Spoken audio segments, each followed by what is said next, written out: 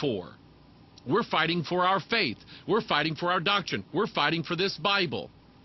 We're fighting for our home in heaven. Did you know that there is a war in heaven over the property of heaven, over who's going to rule heaven, who's going to control heaven? And I'll tell you, I know who wants to sit on that throne, and I do not want him sitting on that throne. I am not serving the devil.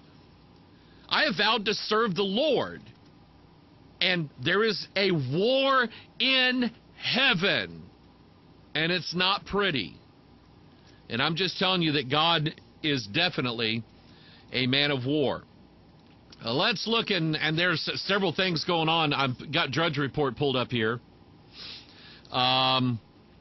There's one article here. Chinese general says prepare for combat with Japan. Why don't the Chinese and the Japanese get along? Is it like their recipes don't match up? Because I like Japanese food about as much as I like Chinese food. I mean, I don't understand that.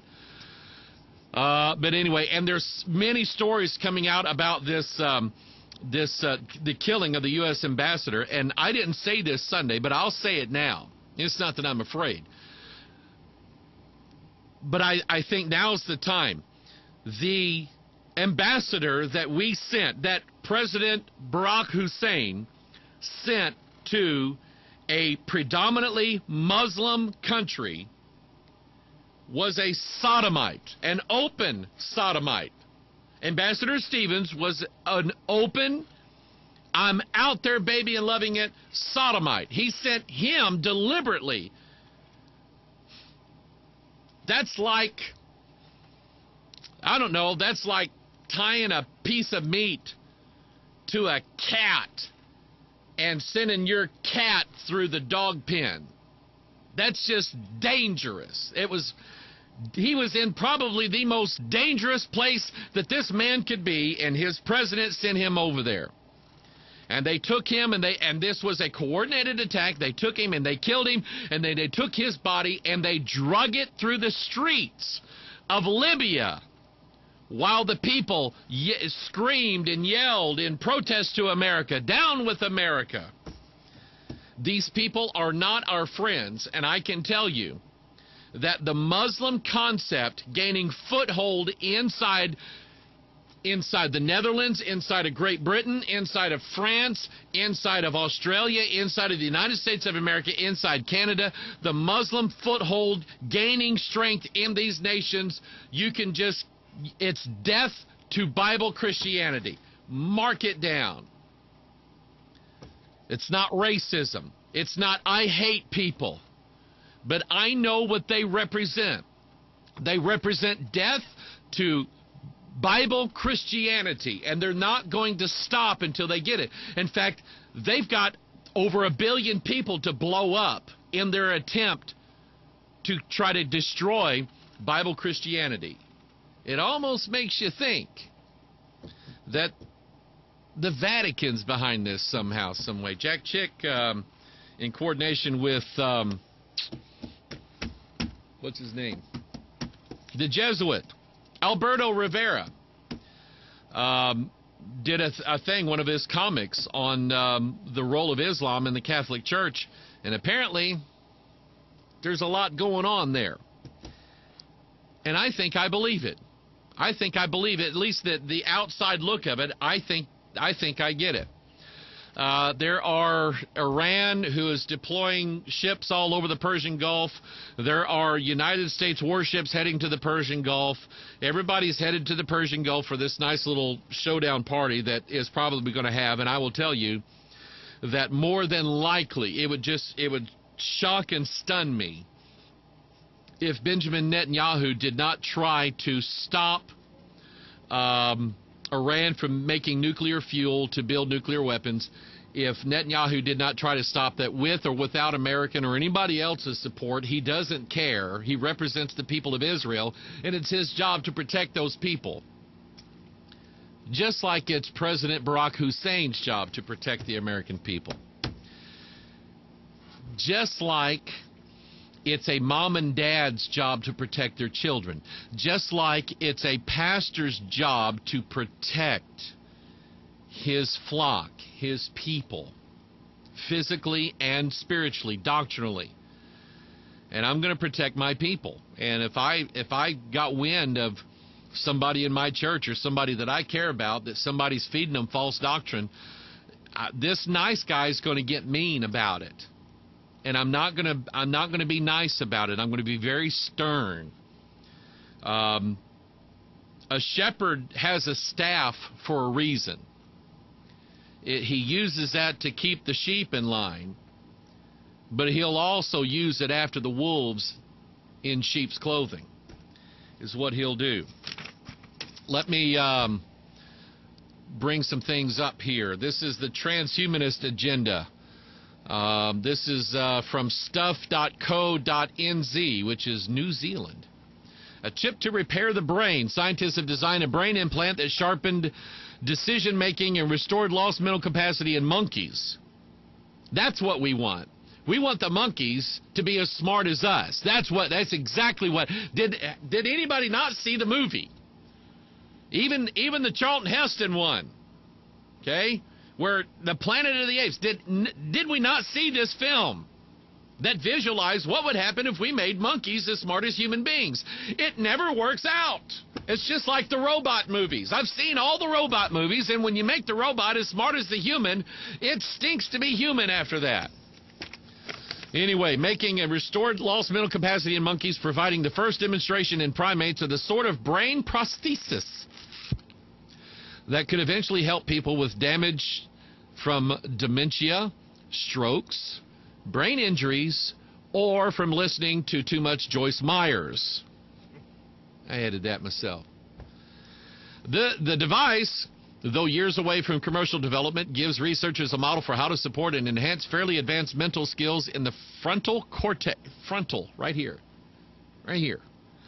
frontal cortex of the brain, the seat of thinking and planning. There was a movie. You know, I forgot about this. I saw the movie. I can't remember. It came out a year or two ago. This guy takes this pill. You don't know where he got the pill from. The guy takes this pill, and all of a sudden it's like a super genius. Anybody who remembers that film, either Skype me or send me an email, because I think I want to go back and watch that again. I think it means something. Anyway, the whole transhumanist agenda is this, the idea that man is going to become gods. Oh, wait, hang on a second. I have a news story just in from Genesis 3:15 that's exactly the plan. Ye shall be as gods, knowing good and evil. It's all about the super brain. It's all about being gods and being immortal and living forever. And I mean, I don't want to live forever weighing what I weigh. I don't want to live forever with back pain. I don't want to live forever. I got a bad foot I'm trying to nurse back into health. I don't want to live forever with this stuff. But Ray Kurzweil said by 2045 we'll all be living happily ever after.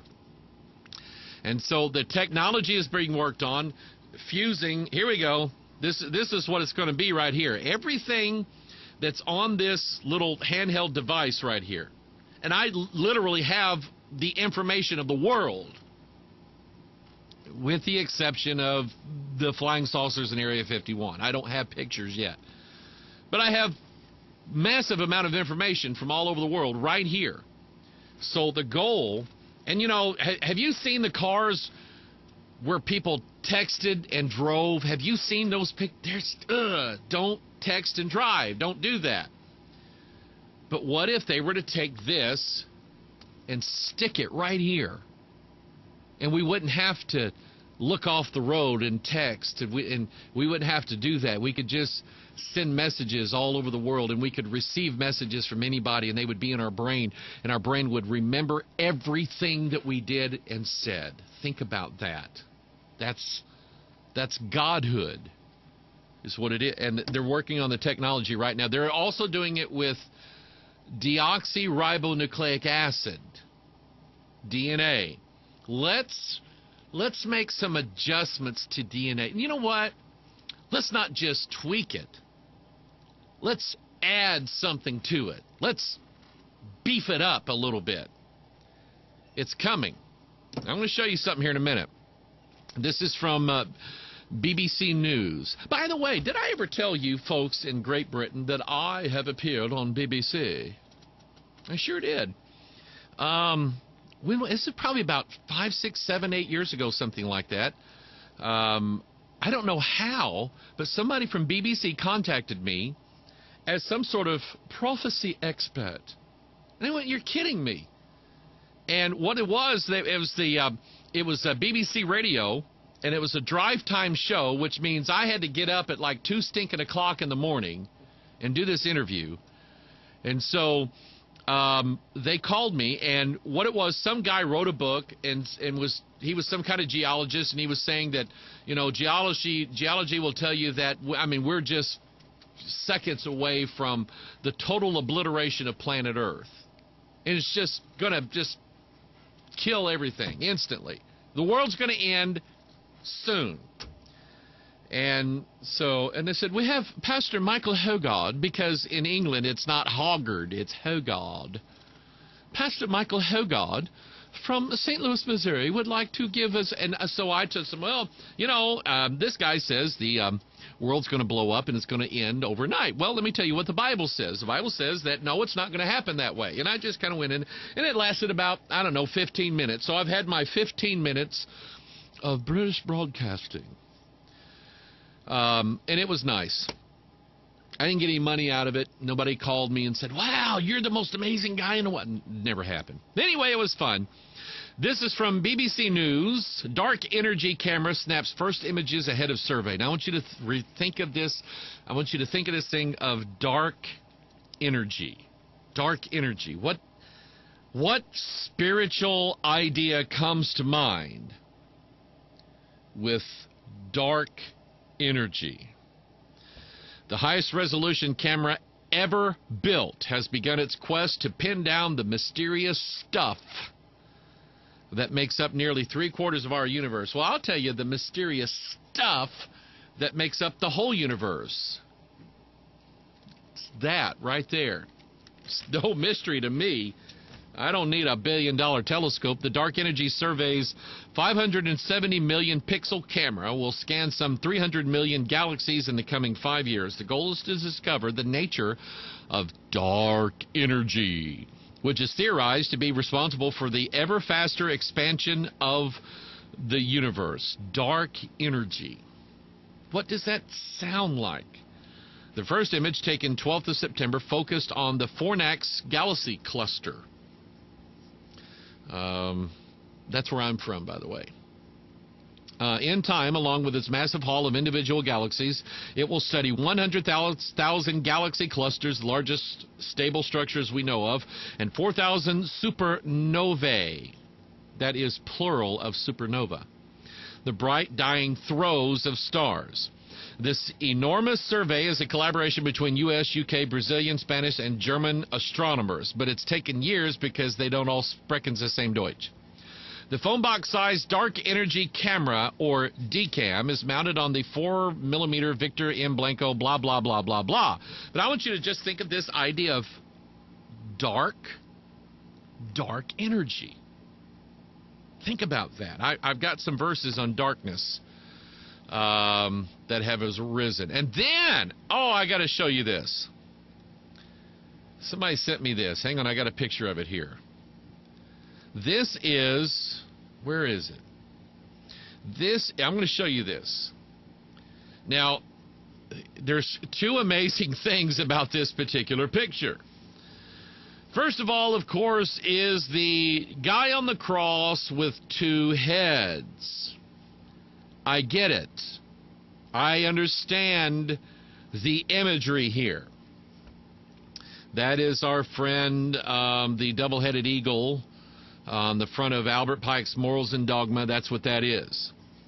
And the guy sent it to me and said, "Pastor Mike, you're going to get this." And I looked at it and I'm going, I got it. That's the first interesting thing about this picture. Now, the second, less interesting but still quite up there. If you were to take a wild guess, you look at this, if you were to take a